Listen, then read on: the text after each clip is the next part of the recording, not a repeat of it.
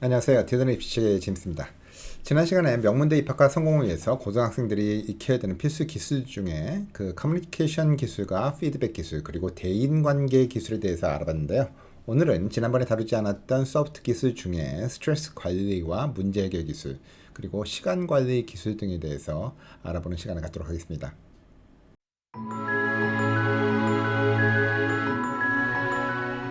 뭐 나이가 많건 적건 뭐 어른은 물론 아이들에 이르기까지 뭐 스트레스라는 게 하나도 없이 산다라는 것은 거의 불가능한 일입니다. 더군다나 감정 기복이 심한 사춘기를 포함한 청소년기의 학생들이 스트레스를 경험한다라는 거는요. 뭐 어쩌면 지극히 당연한 일이라고 볼 수가 있겠죠.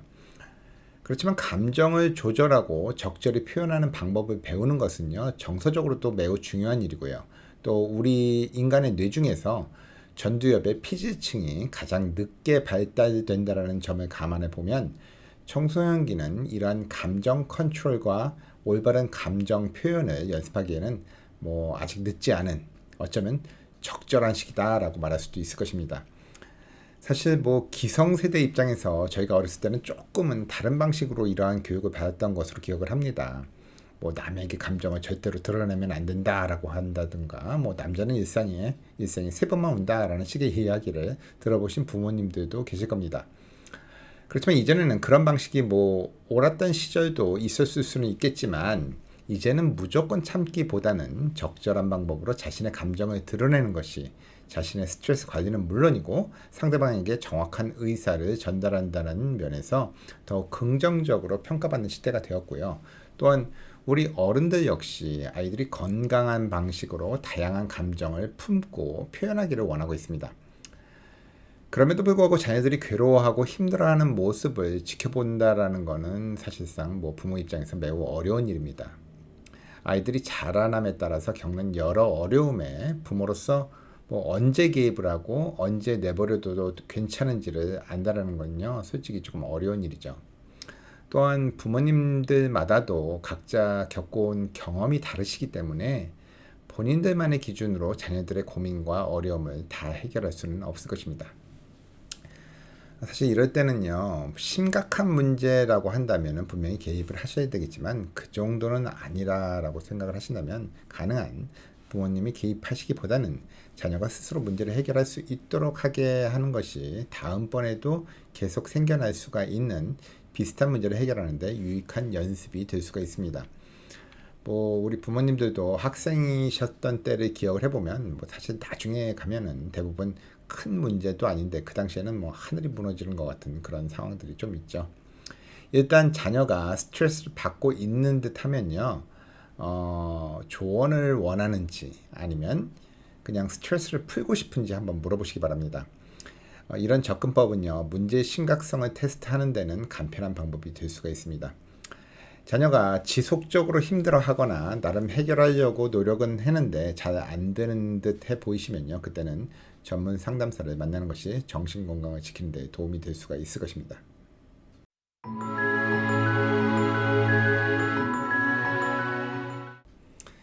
사실 10대 아이들은요, 해야 할 일과 하고 싶은 일 사이에서 균형을 맞추는 게 굉장히 어려울 수가 있습니다. 시간의 우선순위를 정하고 관리하는 방법을 배우기 위해서는요, 지속적인 노력이 반드시 필요하죠. 시간 관리, 특히 시간 약속의 준수라고 하는 건요, 학교뿐만이 아니라 사회에서도 대단히 중요한 덕목일 수가 있습니다. 가끔 뭐 과제를 제 시간에 제출 못하는 학생들에게 그 이유를 물어보면요, 뭐 대부분이 조금 더 잘 그 완성된 그런 과제를 제출하기 위해서 늦었다는 변명을 하고는 합니다. 그렇지만 고등학교가 되었던 대학교가 되었던 그 듀데이트, 그러니까 마감일을 맞추지 못하는 학생들은요, 결코 좋은 점수를 얻지 못합니다. 오히려 조금 부족할지라도 제 시간에 맞춰서 제출하는 게 더 중요합니다. 이러한 시간 엄수에 있어서 문제가 있는 학생들은요, 단순히 과제 제출만이 아니고 보면은 나중에 대학 원서 작성 시에도 에세이 마지막 과정에서 계속 제출을 미루는 경우도 볼 수가 있습니다. 이런 시간 엄수에 있어서의 문제는요, 미루는 습관에서 기인하는 경우가 많은데요. 미루는 습관은 시간 관리의 문제일 수도 있지만, 반면에 이와는 다르게 시간 관리와는 별도의 원인에서 기인하는 경우도 있을 수 있다는 점도 알아두시면 좋습니다. 우선 단순히 미루는 습관을 가진 학생들의 경우에는 오히려 외부에서 정해진 그 듀 마감일에는 오히려 시간을 잘 지키는 편입니다. 특정한 마감일이 없거나 있다 하더라도 뭐 자율적인 뭐 방학 중에만 하면 된다라는 그런 식으로, 그런 경우에는 하고 싶지 않은 일을 보통 뒤로 미루고는 하죠. 이런 경우에는 선생님이나 뭐 멘토들과 상의를 하셔서요, 특정한 마감일을 정하게 하는 게 도움이 될 겁니다.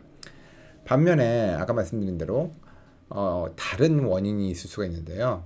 특히 뭐 거의 다 해놓고는 마지막 단계에서 미루는 경우가 있는데, 이런 경우에는 자신감 결여나 불안함과 같은 심리적인 원인에서 기인한 경우가 많기 때문에, 이러한 부분에 대해서 뭐 너무 걱정하지 말고 지금까지 뭐 해온 너 자신을 믿어보라고 격려를 해주시는 게 좋습니다.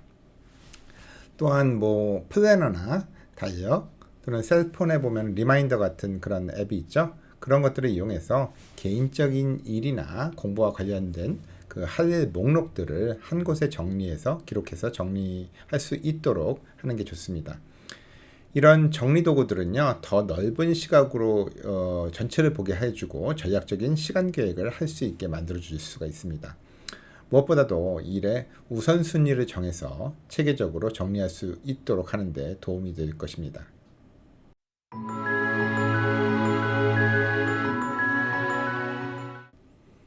우리는 흔히 사람 대하는 일이 가장 힘들다라는 말을 하곤 하죠. 왜냐하면 인간관계에 있어서 갈등은요, 어떤 식으로든 또는 어떤 관계에서든 발생할 수밖에 없고요. 결코 즐거운 경험일 수는 없는 일이기 때문에 많은 사람들이 이러한 갈등의 상황을 피하고자 노력을 하고는 합니다.